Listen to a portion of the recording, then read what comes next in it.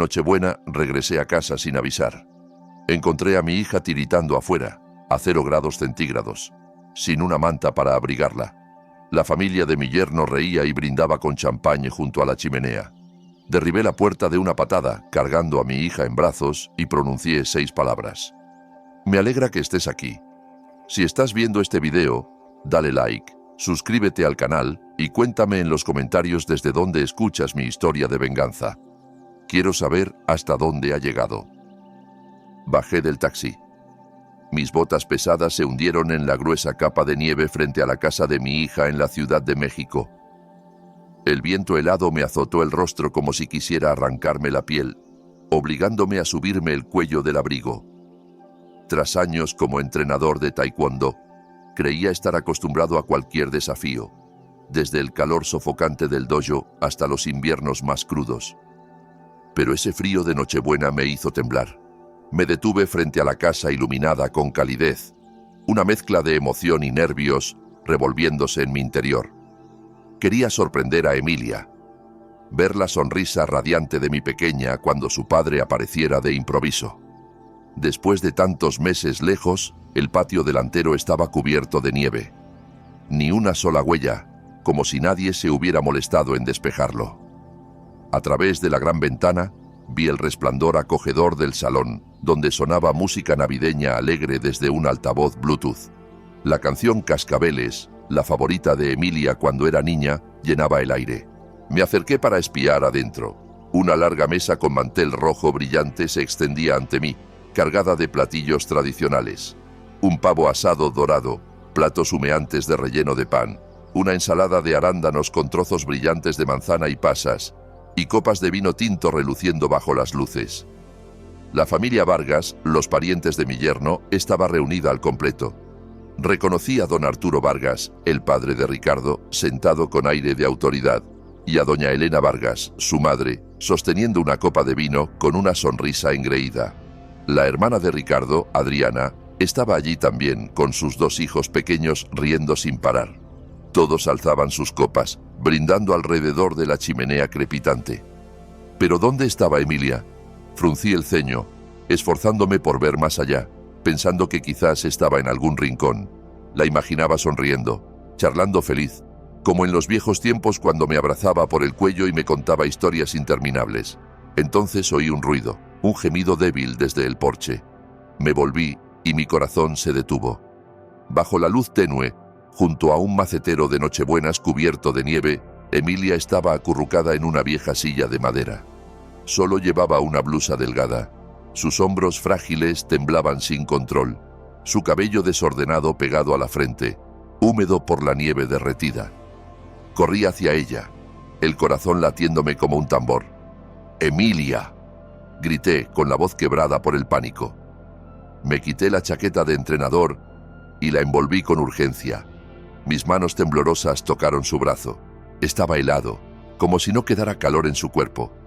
Emilia levantó el rostro, sus ojos rojos, sus labios pálidos apenas susurrando. «Papá». Su voz era tan débil que casi se disolvió en el aire y se derrumbó contra mi hombro. La abracé con fuerza sintiendo su cuerpo sacudirse como un pájaro en una tormenta. «Estoy aquí, cariño, estoy aquí», murmuré, intentando sonar calmado, aunque las lágrimas me ardían en los ojos. Saqué un suéter extra de mi maleta y lo envolví alrededor de Emilia, tratando de compartir mi calor. La levanté en brazos mientras sus pantuflas empapadas caían en la nieve, dejando un rastro desordenado. La sostuve cerca, sintiendo su aliento débil contra mi cuello. En ese momento, solo quería sacarla de allí, lejos del frío mordaz, lejos de lo que la había llevado a ese estado. Pero desde dentro de la casa, las risas continuaban, indiferentes y crueles. Oí claramente la voz grave de Ricardo, engreída y jactanciosa, alardeando de algo. La mesa entera estalló en carcajadas, y el tintineo de copas sonó como una música distante y siniestra. Ellos estaban felices, cómodos junto al fuego, mientras mi hija, mi propia sangre, tiritaba afuera en el frío, como si no mereciera estar en esa casa. Apenas unas horas antes, estaba en el aeropuerto de la Ciudad de México, aún sudoroso tras una semana entrenando al equipo nacional de taekwondo. El calor de las colchonetas parecía persistir en mí, incluso en el fresco vestíbulo del aeropuerto.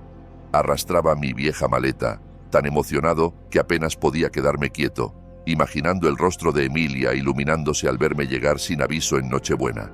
Mi corazón latía con fuerza. Ella siempre había sido mi luz, desde que era una niña pequeña aferrada a mis piernas, pidiendo un cuento más antes de dormir, hasta convertirse en una joven dulce, cuya sonrisa disipaba mis días más duros.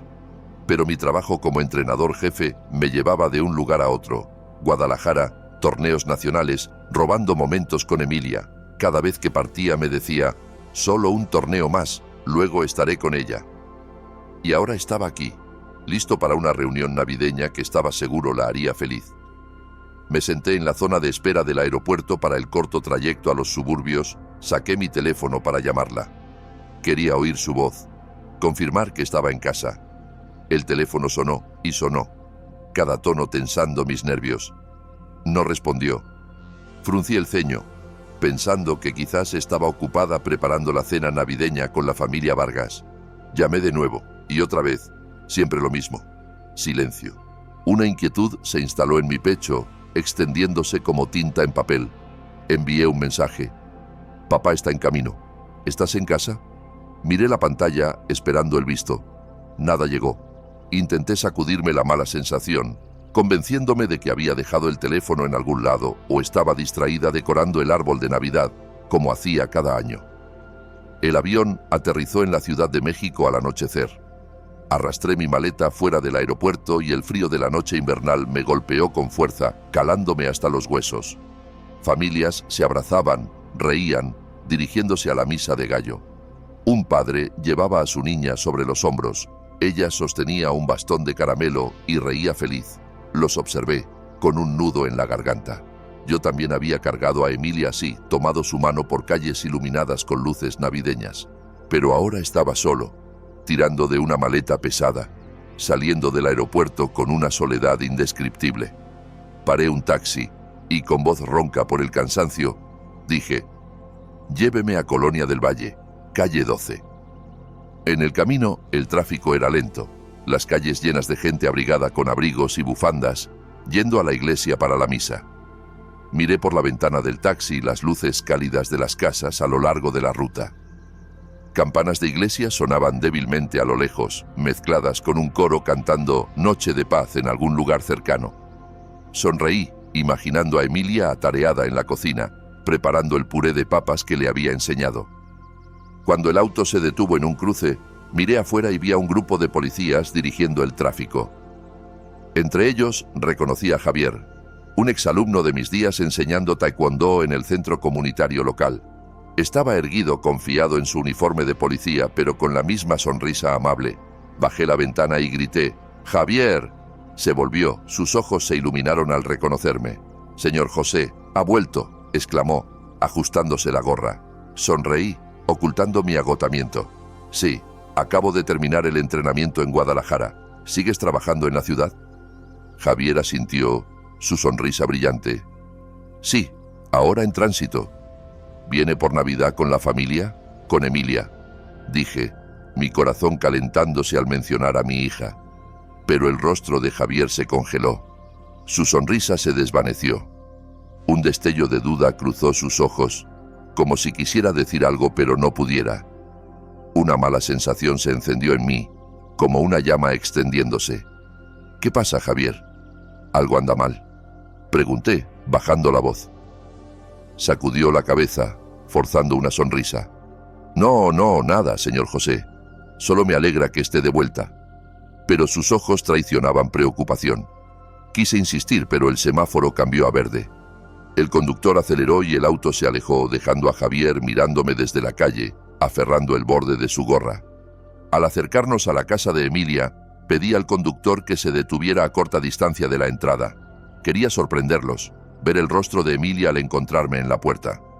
Tomé mi maleta y caminé por el sendero nevado, mis botas dejando huellas profundas. El resplandor dorado de las casas alrededor brillaba como velas encendidas. A lo lejos, oí una guitarra y cantos desde el salón de Emilia.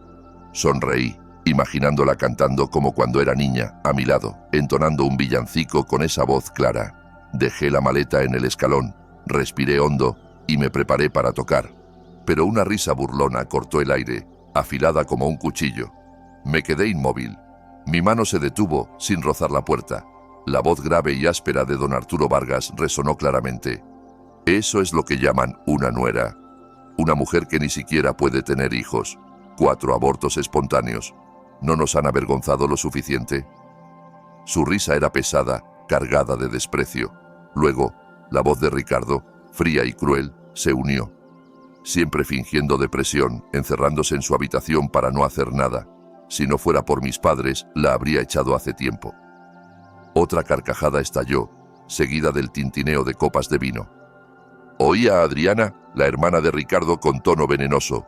Sí, totalmente inútil. Una esposa que no puede tener hijos. ¿Para qué sirve? Fingiendo estar enferma solo para que la mimen. Patética. Cada palabra me apuñalaba el corazón. Me quedé paralizado. Mi aliento se atoró en la garganta. Así trataban a mi Emilia, mi hija, que soñaba con una familia feliz, que ponía el alma en cada comida para su esposo. Ahora la humillaban así. 4 abortos espontáneos, cada uno dejándola sollozando, hasta quedarse sin lágrimas en nuestras llamadas. Y ahora decían que fingía. Apreté los puños, mis uñas clavándose en las palmas. Y fue entonces cuando vi a Emilia acurrucada en una silla de madera en el porche, con solo una blusa delgada, la cabeza gacha, todo su cuerpo temblando en el frío helado. Mis ojos se nublaron con lágrimas. Mi corazón se detuvo. La cargué en brazos. Su cuerpo aún se sacudía, frío como un bloque de hielo. Mis manos temblaban, no solo por la noche gélida de la Ciudad de México, sino por la furia que ardía en mi pecho. Cada paso hacia la puerta de los Vargas parecía cargar 1000 kilos. Pero no me detuve. Golpeé la puerta de madera, mis toques firmes, ahogando la música navideña que sonaba adentro. Cascabeles se repetía una y otra vez, burlándose de la escena dolorosa que acababa de presenciar. Nadie vino a abrir. Apreté los dientes y golpeé más fuerte, como si quisiera derribar la puerta de un solo golpe. Finalmente, la puerta se abrió. Doña Elena estaba allí, con una copa de vino tinto tambaleándose en su mano. Sus labios pintados de rojo brillante, relucientes bajo la luz. El olor a alcohol emanaba de ella, pero su rostro mostraba una sonrisa forzada, intentando parecer cortés. «Hola, señor José, qué sorpresa», dijo, con voz melosa pero falsa, como si yo fuera un invitado indeseado. «¿Por qué no nos avisó para extender la alfombra roja?» La miré fijamente, sin ocultar mi ira. «¿Avisarles?», gruñí, cada palabra siseando entre mis dientes. Si les hubiera avisado, ¿cómo habría visto esto? ¿Qué le hicieron a mi hija? Sostuve a Emilia con más fuerza, sintiendo su aliento débil contra mi hombro.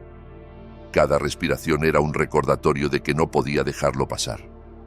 Elena arqueó una ceja, mirando a Emilia en mis brazos con una mueca, como si viera algo molesto.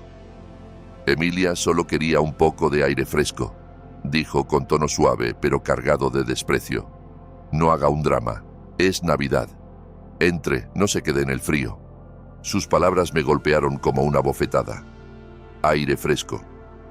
Mientras mi hija casi se congelaba afuera con una blusa delgada. Antes de que pudiera responder, Ricardo apareció detrás de su madre con la camisa desabotonada, exudando una despreocupación deliberada. Sostenía una botella de vino y me lanzó una mirada desafiante. «Mamá, cierra la puerta», dijo, con tono arrogante, alzando la barbilla. «Déjala afuera hasta que se le pase. ¿Quién llega a la cena de Navidad actuando frágil para evadir ayudar?» Soltó una risa burlona, como si hubiera dicho algo ingenioso. Esas palabras fueron otro cuchillo, no solo en mi corazón, sino en el de Emilia. Sentí su cuerpo encogerse en mis brazos, como si quisiera desaparecer. Desde la mesa, la voz de Adriana resonó aguda y venenosa. «Exacto. Una mujer que ni siquiera puede llevar un embarazo a término. ¿De qué sirve? Inútil». Su risa cortó como una hoja, mezclándose con los murmullos de los demás en la mesa. Oí a los 2 hijos de Adriana, los primos de Emilia, correr al porche, curiosos. Miraron a Emilia en mis brazos, luego rieron, susurrándose: «La tía Emilia está en problemas». Sus voces infantiles ardían como sal en una herida abierta. Mi rostro se enrojeció de furia. Empujé la puerta con el hombro y luego la pateé con fuerza. La puerta se abrió de golpe, chocando contra la pared con un estruendo que silenció la habitación. El vino de Elena se derramó, manchando la alfombra cara de rojo. La música navideña se detuvo abruptamente, como si alguien hubiera desconectado el altavoz. El aire en la habitación se volvió pesado, asfixiante, como si todo el oxígeno se hubiera evaporado. Entré al centro del salón, aún cargando a Emilia. Cada paso dejaba un rastro de nieve derretida en el piso de madera, como marcas de ira imborrables. Todos los ojos estaban en mí. Don Arturo con el rostro frío, Elena sin su sonrisa falsa, Adriana con ojos llenos de desdén, el resto de la familia, una mezcla de shock y molestia. Sentí su hostilidad en cada mirada, pero no me importó. Con cuidado acomodé a Emilia en el sofá, cubriéndola con mi bufanda. Sus manos aún estaban heladas, temblando como si el frío de la nieve se aferrara a ella. Me arrodillé, mirándola a los ojos, intentando transmitirle algo de mi fuerza, aunque por dentro era una tormenta de furia y dolor. El salón de los Vargas seguía iluminado con brillo. La chimenea crepitaba, pero el ambiente era denso, como si todos esperaran una explosión. Ricardo se acercó, su rostro enrojecido por el vino, sus ojos brillando con arrogancia. Bajó la voz, fría pero aún engreída, como si fuera el dueño absoluto. «No tienes derecho a armar un escándalo en mi casa», José dijo, enfatizando «mi casa», como recordándome que era un extraño. Ricardo se paró erguido, una mano en la cadera, la camisa medio desabotonada en un gesto de desprecio. Pero en sus ojos capté un destello de incertidumbre. Sabía que no era alguien fácil de intimidar. Me puse de pie de un salto apuntando directamente a su rostro, mi voz temblando de furia. «No, ¿verdad?», espeté. «¿Y tú? ¿Crees que tienes derecho a echar a mi hija al frío? ¿A dejarla casi congelarse?» Mi sangre hervía en mi cabeza. Cada palabra explotaba de mi pecho. «Eso es lo que llamas un esposo. Eso es lo que llamas familia». Miré alrededor a la mesa del banquete, los platos aún humeantes, las copas de vino reluciendo como si se burlaran del sufrimiento de Emilia. Don Arturo Vargas se levantó lentamente del cabezal de la mesa, ajustando su chaqueta de traje, su voz grave resonando con autoridad. «Ya basta, señor José», dijo. «Esto es un asunto familiar. Una mujer que no puede tener hijos debe aprender a soportarlo. Así son las cosas». Sus palabras golpearon como un martillo, frías y crueles. Lo miré fijamente, viendo la arrogancia de un hombre que había pasado años como juez, acostumbrado a controlar todo. Pero hoy había elegido al oponente equivocado. Miré la mesa donde el pavo asado aún desprendía aroma, el relleno de pan ordenado, el vino centelleando bajo las luces. Luego miré a Emilia, aún tiritando en el sofá, su estómago rugiendo débilmente como una acusación silenciosa. No pude contenerme más. Mi voz estalló, aguda y cortante. «Así que ustedes banquetean mientras mi hija está afuera a 0 grados, sin abrigo, sin comida. Eso es lo que llaman tradición. Eso es lo que llaman humanidad». Elena se encogió de hombros, su sonrisa helada, como si yo exagerara. «Una mujer que no puede tener hijos aunque coma es solo un desperdicio», dijo suavemente, su voz goteando desdén. Alzó su copa de vino y tomó un sorbo, como para mostrar que no le importaban mis sentimientos ni los de Emilia. Adriana intervino desde la mesa, su tono ácido, echando sal a la herida. «Tu hija siempre usa la depresión como excusa para no trabajar. En todo este tiempo, ha cocinado una comida decente para la familia. Solo se acuesta a quejarse, arrastrándonos a todos». Los murmullos de los parientes alrededor de la mesa crecieron. Algunos negaban con la cabeza, otros reían por lo bajo, como si estuvieran de acuerdo con esas palabras venenosas. Cada sonido, cada mirada de reojo me perforaba el pecho como otra puñalada. Quería voltear esa mesa elegante, exigir justicia para mi hija. Pero entonces, una voz débil vino del sofá. Emilia, mi pequeña, se había movido. Intentó sentarse, sus manos temblorosas aferrando el borde del sofá. «Estoy tan cansada», balbuceó, su voz quebrada, apenas audible. «Nadie entiende». Sus palabras fueron aplastadas al instante por el grito de Ricardo. «¡Basta!», ladró. «Cállate, ya me has avergonzado lo suficiente». Avanzó hacia ella, su mirada helada, como si quisiera romper el poco ánimo que le quedaba. Vi los hombros de Emilia hundirse, sus ojos rojos llenos de lágrimas, y mi corazón se apretó. Me interpuse frente a ella, listo para protegerla a cualquier costo.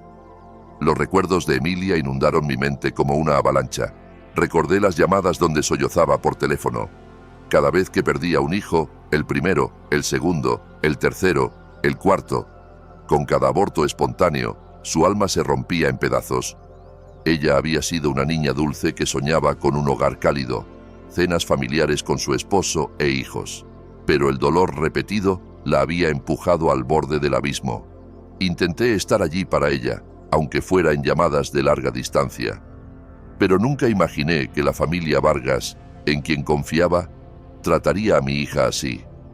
Ricardo, mi yerno, a quien una vez consideré un hombre decente, ahora mostraba su verdadero rostro, un matón cruel que echaba a mi hija al frío, tratándola como basura.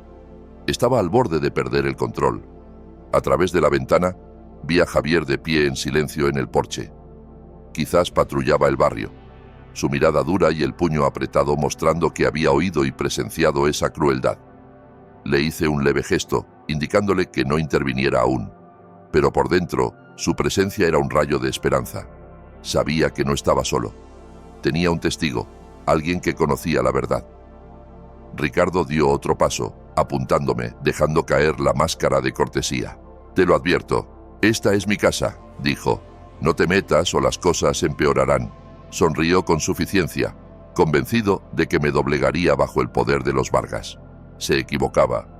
Apreté los puños, mis nudillos crujiendo, sintiendo toda la rabia acumulada en mi vida explotar en ese instante. El aire en la habitación era tan denso que un chispazo podría incendiarlo todo. Lo miré fijamente, mi voz baja pero afilada como un cuchillo. «¿Crees que puedes amenazarme? ¿Crees que puedes seguir lastimando a mi hija sin pagar el precio? Te equivocas, Ricardo. No lo dejaré pasar». Me volví hacia toda la familia Vargas, desde la mirada fría de don Arturo hasta la sonrisa tenue de Elena y el desdén de Adriana. «Todos ustedes», dije, mi voz resonando en la habitación silenciosa, «van a pagar por lo que le hicieron a Emilia». El salón de los Vargas cayó en un silencio aterrador, como si el aire se hubiera evacuado, dejando solo una tensión densa lista para estallar. Puse mi mano en el hombro de Emilia, sintiendo su figura frágil bajo la bufanda, mi voz firme e inquebrantable. «Esto ya no es un asunto privado, esto es abuso doméstico». Mis palabras cayeron como una piedra en un lago quieto, ondulando a través de todos en la habitación. Elena, aún con su copa de vino, soltó una risa burlona, agitándola como si disfrutara una broma. «Abuso», dijo, con tono sarcástico y arrogante. «Solo le estamos enseñando su lugar, José. Deberías agradecernos por soportarla tanto tiempo». Ricardo se acercó más, sus ojos rojos por el alcohol y la ira. Escupió sus palabras como si las masticara antes de soltarlas. «Finge depresión, finge dolor para no hacer nada. Nadie la golpea. Solo estamos hartos de su inutilidad». Hizo una pausa, mirándome con una sonrisa torcida. «Reeduca a tu hija, José. Nadie pierde 4 embarazos seguidos». Tal vez lo hizo a propósito. Esas palabras fueron como una navaja. No solo cortaron mi corazón, abrieron las heridas sin cicatrizar de Emilia. Oí su aliento entrecortarse, como si la hubieran golpeado en el pecho. 4 abortos espontáneos, 4 veces que me llamó sollozando, su voz rota, diciendo que había perdido a los hijos que nunca pudo abrazar. Cada vez, solo podía aferrar el teléfono, impotente desde lejos, tratando de consolarla con palabras vacías. Y ahora Ricardo se atrevía a pararse frente a mí y decir que lo había hecho a propósito. Apreté el puño tan fuerte que mis uñas se clavaron en la palma, la sangre subiendo a mi rostro. Había cruzado una línea imperdonable. Saqué mi teléfono del bolsillo del abrigo. Mi mano temblaba, pero marqué rápidamente la estación de policía más cercana. Voy a llamar a la policía, dije, mi voz fría como el hielo, aunque por dentro era un huracán. Se presentará un reporte, responderán ante la ley. Enfaticé cada palabra como si las tallara en el aire, asegurándome de que todos supieran que no blufeaba. Ricardo se congeló. La botella de vino se le resbaló de la mano, cayendo al piso de madera con estrépito. El vino tinto manchando la alfombra cara. El pánico brilló en sus ojos, aunque intentó recuperar su aire de superioridad. «No te atreverás», gritó, pero su voz vaciló, como si no esperara que llegara tan lejos. Don Arturo, que había observado con expresión fría, avanzó, ajustando su corbata, su voz grave y grave resonando con autoridad. «No tienes idea con quién te metes, José», dijo. «He pasado mi vida en el banquillo de juez. He visto lo peor de este mundo. ¿Crees que una llamada nos hará temblar?» Sus ojos eran afilados como cuchillos, recordándome que la familia Vargas no se doblegaba fácilmente. Pero no retrocedí. Había visto a mi hija tiritando en el frío, y nada, ni siquiera el poder de don Arturo, me silenciaría. Adriana, desde la mesa, cruzó los brazos y soltó una sonrisa burlona. «Adelante, haz la llamada, señor José», dijo con tono provocador. «Veamos a quién creen. ¿A un viejo loco o a una familia respetada como la nuestra? ¿Crees que la policía se pondrá de tu lado?» Su risa venenosa resonó, confiada en que fallaría. Emilia, aún en el sofá, tiró de mi manga, su voz temblando en un susurro. «Papá, por favor, no lo hagas. Solo quiero paz». Sus ojos rojos, llenos de miedo, parecían decir que temía que las cosas empeoraran. La miré, el corazón doliéndome. Sabía que estaba asustada. Asustada de la retaliación de los Vargas, de más humillaciones. Pero también sabía que si paraba ahora, Emilia quedaría atrapada en ese dolor para siempre. Apreté su mano con fuerza, tratando de transmitirle mi coraje. «No tienes que temer», dije suavemente, pero firme. «Te protegeré, lo prometo». La levanté en brazos, la nieve de su ropa cayendo sobre la alfombra como pedazos de un sueño roto. Ignoré las miradas despectivas de los Vargas y sus amenazas murmuradas. Solo sabía que debía sacarla de ese lugar, de esa jaula de crueldad en la que había estado encerrada demasiado tiempo. Al girar hacia la puerta, vi a Javier a través del vidrio empañado, de pie en el porche, su mano en la radio, sus ojos ardiendo con un fuego oculto, listo para actuar en cualquier momento. Le hice un leve gesto, suficiente para indicarle que estaba listo para la pelea. Javier asintió con firmeza, sus manos aún aferrando la radio como una promesa de que me respaldaría. Salí sin mirar atrás. Detrás de mí oía a Elena gritando a la sirvienta que limpiara el vino derramado en la alfombra. Oía a Ricardo golpear la mesa, murmurando una maldición. Luego, la voz grave y furiosa de don Arturo mientras llamaba a alguien por teléfono. Todos esos sonidos eran como flechas clavándose en mi espalda, pero no me importaron. Llevé a Emilia a mi pequeño departamento cerca del Centro Nacional de Entrenamiento, donde había vivido años como entrenador. No era lujoso, solo un salón con un sofá viejo, una cocina sencilla en la esquina y unas fotos familiares en la pared. Pero para mí, era un lugar seguro donde podía proteger a mi niña de los insultos de los Vargas y del frío cruel. Llevé a Emilia a su habitación y la acomodé suavemente en la cama. Aún tiritaba, aunque envuelta en mi abrigo grueso. Busqué en el armario un suéter viejo, se lo puse y preparé una taza de chocolate caliente, cuyo aroma dulce llenó el aire frío. «Bebe esto, cariño», susurré, poniéndole la taza en las manos. Pero ella solo la miró, sus ojos vacíos, como si no creyera merecer ni un poco de calor. Mi teléfono sonó, interrumpiendo mis pensamientos. Era Javier. Su voz era grave y estable. «Señor José, acabo de presentar el reporte inicial en la estación, pero los Vargas no caerán fácilmente. Tienen influencia, lo sabe. Estoy listo para testificar como testigo si me necesita». Sentí la determinación en su tono, como una llama pequeña que nunca se apaga. Javier, mi antiguo alumno, el que una vez estuvo en el dojo con ojos brillantes, ahora estaba a mi lado en una pelea diferente. «Ayúdame a preparar, Javier», dije, mi voz breve pero llena de gratitud. «Esto podría ser una batalla larga», respondió con un simple «entendido, entrenador». «Estoy aquí», Al día siguiente, llevé a Emilia a una terapeuta en el centro de la Ciudad de México. La doctora Laura Castillo, una mujer mayor con mirada amable, nos recibió en un consultorio acogedor. Tras hablar con Emilia, me miró, su voz pesada y triste. Sufre de depresión severa, señor José. 4 abortos espontáneos combinados con insultos constantes de la familia de su esposo han destruido su confianza. Necesita descanso, tratamiento y, sobre todo, sentirse segura. Asentí, el corazón apretado. Sabía que Emilia no estaba bien, pero oírlo de la terapeuta fue como otro golpe. La miré, acurrucada en la silla, las manos entrelazadas con fuerza, y me culpé por no haber estado antes. Esa tarde, Javier pasó por el departamento sin uniforme de policía, trayendo una bolsa de frutas y unos libros de cocina viejos. Los dejó frente a Emilia, dudando. «Sé que te gusta cocinar», dijo. «Pensé que empezar con algo simple, como un pie o una sopa de pollo, podría ayudarte a sentirte mejor». Su voz era gentil, pero vi la preocupación en sus ojos.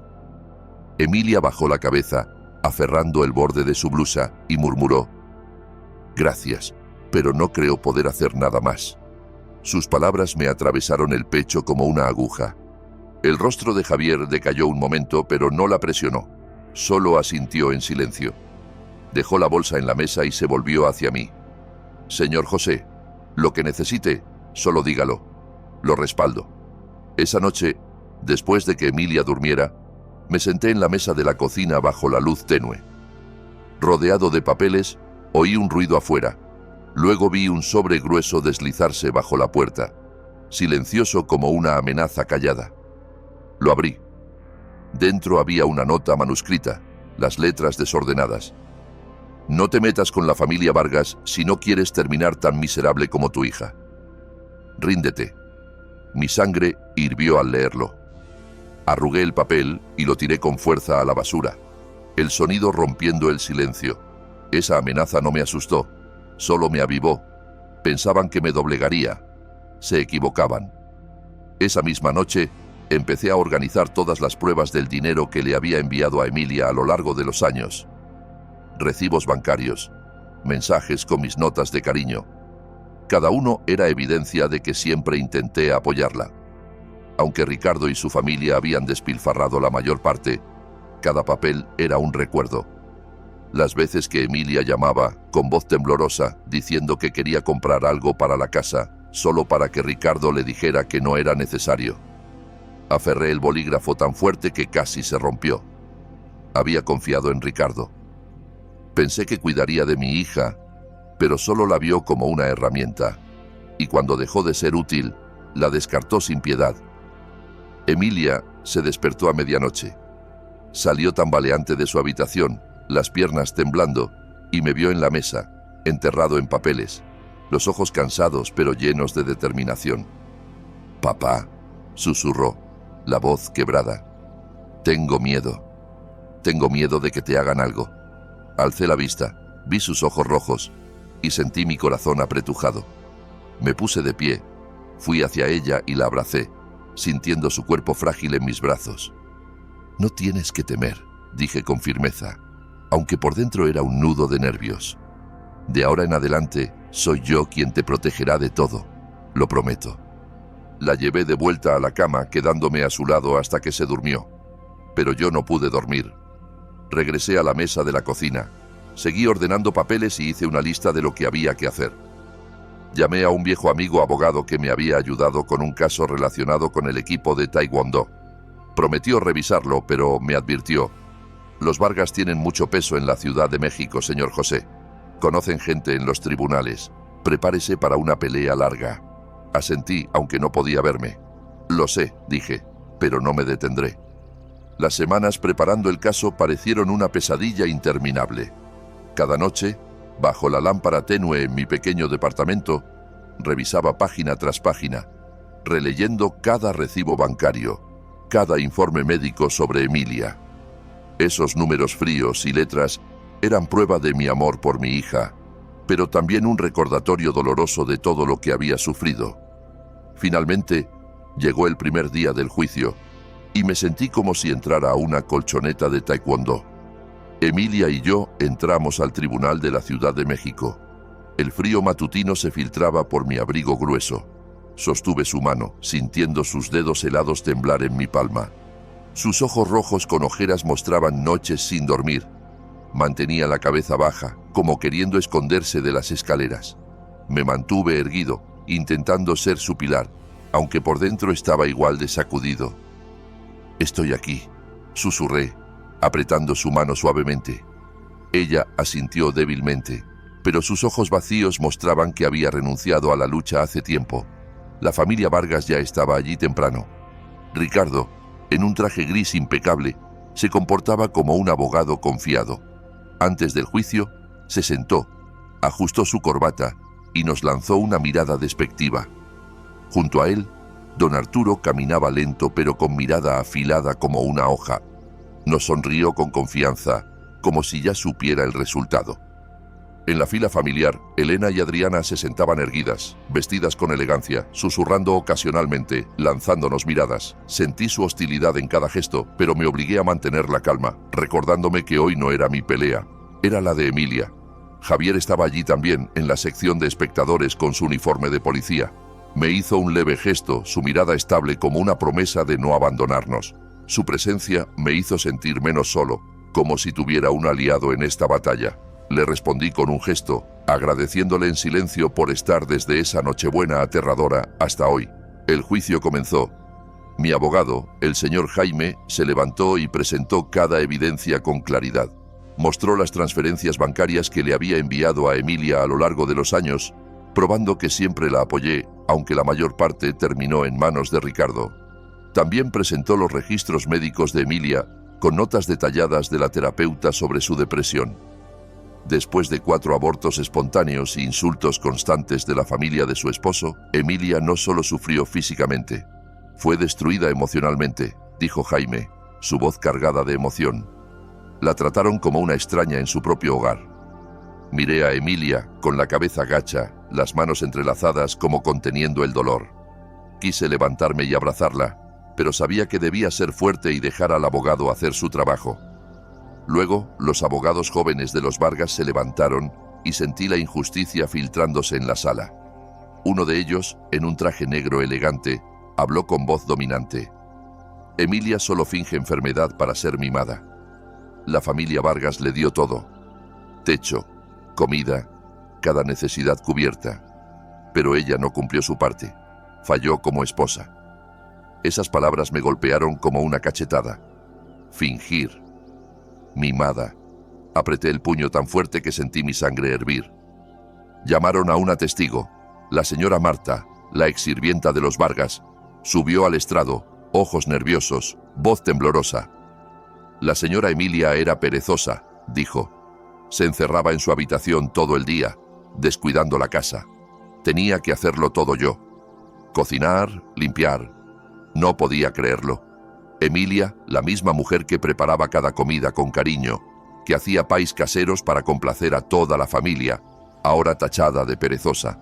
Me puse de pie, incapaz de contenerme. Miente, Emilia nunca fue así. El juez, un hombre de mediana edad con rostro severo, golpeó el mazo y dijo fríamente: «Silencio, por favor, esto es un tribunal».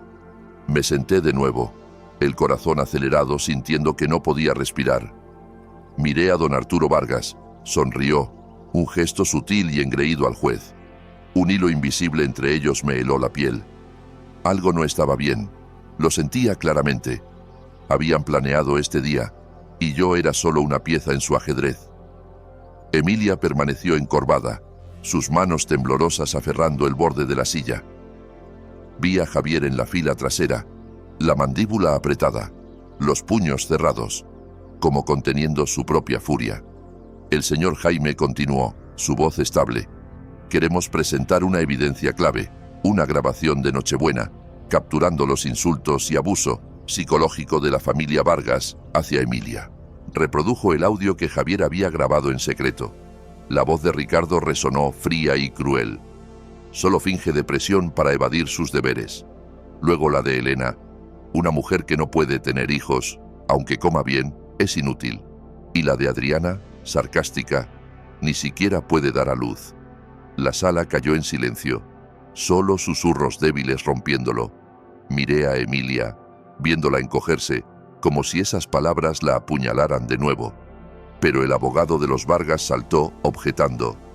Esa grabación es ilegal, hecha sin consentimiento, viola los derechos de privacidad. El juez asintió, su voz seca. La grabación no es admisible. Sentí el suelo abrirse bajo mis pies, aferrándome a la silla para no caer. La grabación, la prueba más clara de la crueldad de los Vargas, descartada por un tecnicismo. Murmullos llenaron la sala. Algunos jadeaban incrédulos, otros negaban con la cabeza confundidos. Miré a Javier, la cabeza baja, los puños temblando en sus rodillas. Emilia cubrió su rostro con las manos, los hombros sacudidos mientras contenía lágrimas. Quise estallar, correr al estrado y exigir justicia, pero sabía que en esa sala la justicia no estaba de nuestro lado. Don Arturo se sentó allí, su mirada calmada pero arrogante, como si supiera que esto pasaría. Apreté la mano de Emilia intentando darle fuerza, aunque me sentía derrotado. Tras una semana de días agotadores en el juicio, llegó el veredicto final. Me senté en el tribunal de la Ciudad de México sosteniendo la mano de Emilia, sus dedos fríos y temblorosos en la mía. Toda la semana intenté ser fuerte, pero cada noche, de vuelta en mi pequeño departamento, mi corazón dolía con angustia e impotencia. Emilia estaba a mi lado, ojos rojos por noches sin dormir, el rostro pálido como si la vida se hubiera drenado de ella. Apreté su mano, tratando de transmitirle coraje, aunque yo también temblaba. Ricardo entró con paso firme, ajustando su corbata como si fuera un día cualquiera. Elena, su madre, alisó su vestido y se sentó erguida, labios pintados de rojo profundo, una sonrisa confiada como si ya supiera el resultado. Adriana, con atuendo llamativo, nos lanzó una mirada despectiva. Don Arturo estaba detrás de Ricardo, imponente, su mirada dura, recordándonos que la familia Vargas siempre lo tenía todo controlado. Javier estaba en la sección de espectadores, aún con uniforme de policía. Sus ojos eran estables, pero no ocultaban su preocupación. Me hizo un leve gesto, una promesa silenciosa de estar allí pase lo que pase. Le respondí con una mirada agradecida, reconfortado por su presencia. Pero cuando el juez, un hombre de mediana edad con rostro inexpresivo, entró, un escalofrío me recorrió la espina. El aire se volvió pesado, como si todos se prepararan para un veredicto inevitable. El juez habló, su voz seca y firme. El tribunal concede la solicitud de divorcio de la demandante, Emilia López Ramírez, y el demandado, Ricardo Vargas. Esas palabras encendieron una chispa de esperanza en mí. Emilia rompió en lágrimas silenciosas, las gotas rodando por sus mejillas. Apreté su mano, urgiéndola a calmarse y escuchar. El divorcio era lo que quería para Emilia, una oportunidad de escapar de la jaula cruel de los Vargas. Pero sabía que el fallo no terminaba allí. El juez continuó, su voz monótona como leyendo un informe. Sin embargo, el tribunal no reconoce las acusaciones de abuso doméstico por falta de evidencia legal suficiente. En cuanto a los bienes, dado que Ricardo Vargas contribuyó más al sostenimiento del matrimonio, el tribunal le otorga la mayoría de la propiedad compartida. Esas palabras me golpearon como un martillo en el pecho. Me quedé inmóvil, el aliento atascado en la garganta. No reconocer el abuso, evidencia insuficiente. Recordé la grabación de Nochebuena, las palabras crueles de Ricardo, Elena y Adriana, descartadas por un tecnicismo. Pensé en los registros médicos de Emilia, los recibos bancarios, todo torcido por los abogados de los Vargas en evidencia contra nosotros. Entonces lo comprendí. Don Arturo, con su pasado como juez y conexiones profundas en el sistema judicial, lo había manipulado.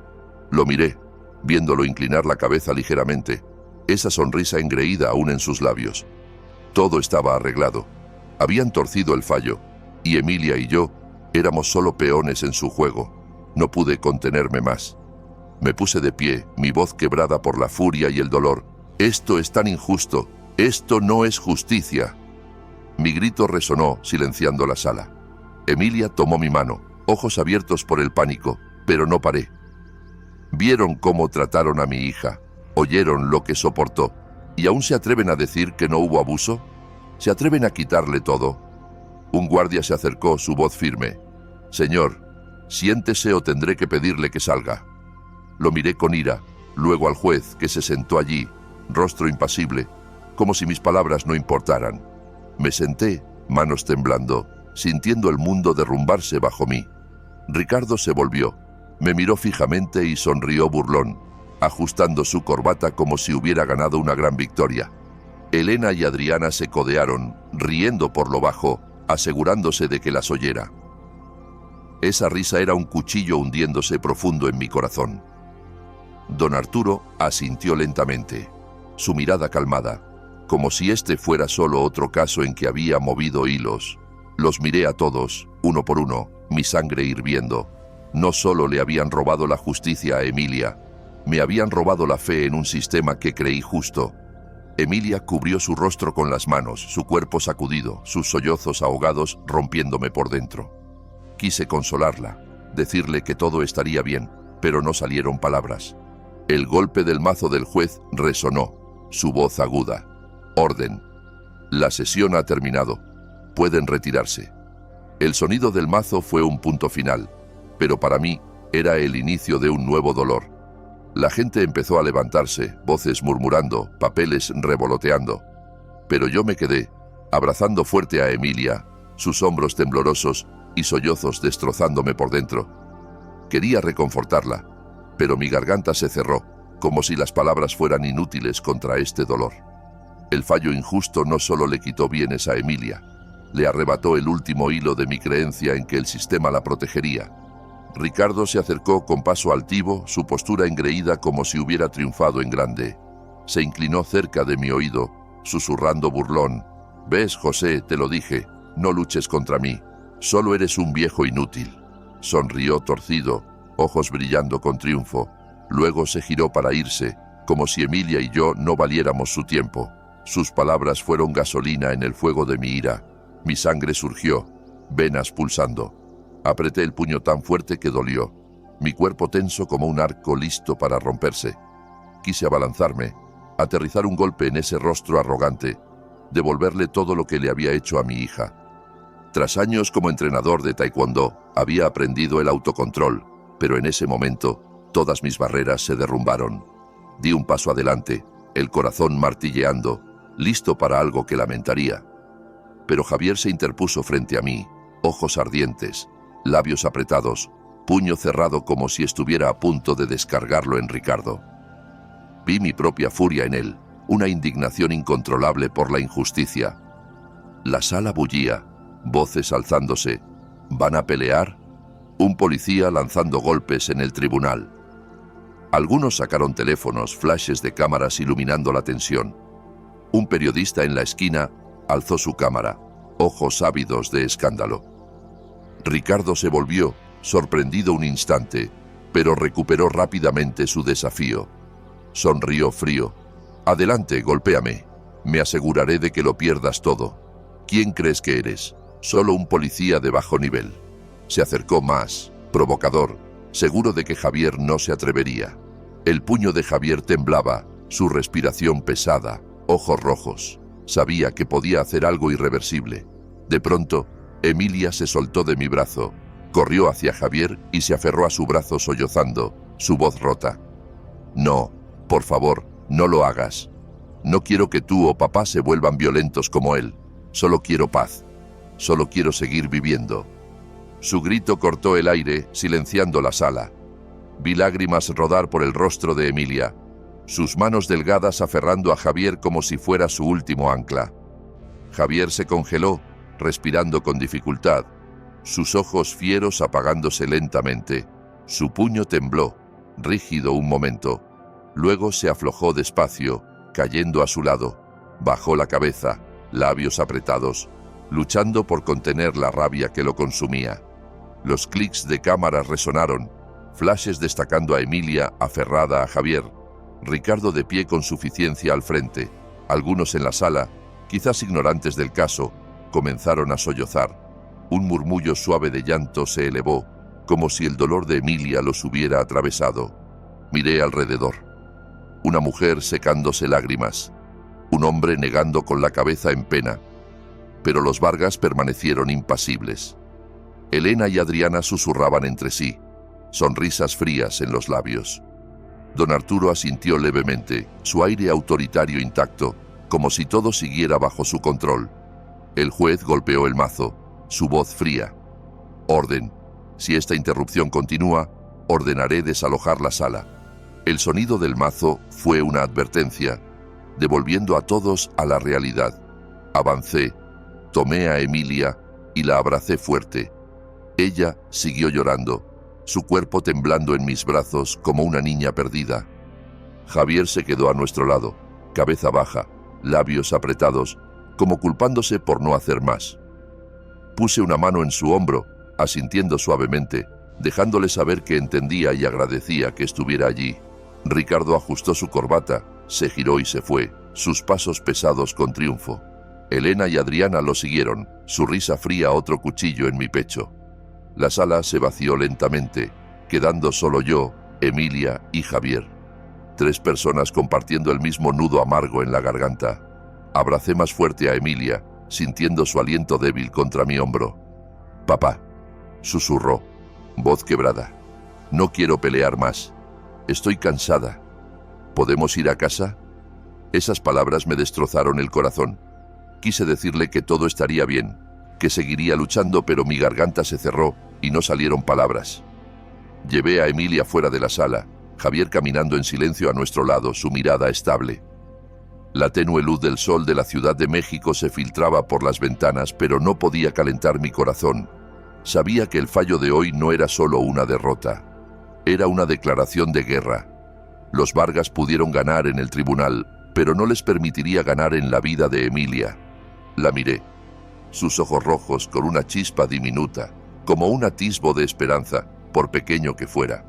Por esa chispa, juré no rendirme. En los días siguientes al juicio, la Ciudad de México pareció agitarse con una corriente subterránea. Las noticias locales empezaron a hablar. Titulares audaces llenaron las portadas. Juicio Vargas, justicia comprada. Leer esas palabras hizo que mi corazón latiera fuerte, como si dieran voz a nuestro dolor, el de Emilia y el mío. En redes sociales, el video de Emilia aferrada a Javier en el tribunal se viralizó rápido. La imagen de mi hija, ojos rojos, voz rota, suplicando a Javier no volverse violento, tocó muchos corazones. Comentarios inundaron con indignación. Los Vargas creen que controlan todo. Emilia merece algo mejor. Sentado en nuestro pequeño departamento leyendo esas palabras, sentí un poco de consuelo, aunque el tribunal nos hubiera dado la espalda. La voz de la comunidad empezaba a alinearse con Emilia. Los Vargas, pese a su victoria legal, comenzaron a pagar el precio. Oí que viejos colegas de don Arturo susurraban a sus espaldas rumores de cómo usó su influencia para torcer la justicia.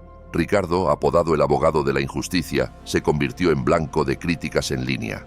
El prestigio que la familia ostentaba se desmoronaba como un castillo de arena barrido por olas. No me regocijé, pero sentí un atisbo de justicia, no de los tribunales, sino de la voz del pueblo.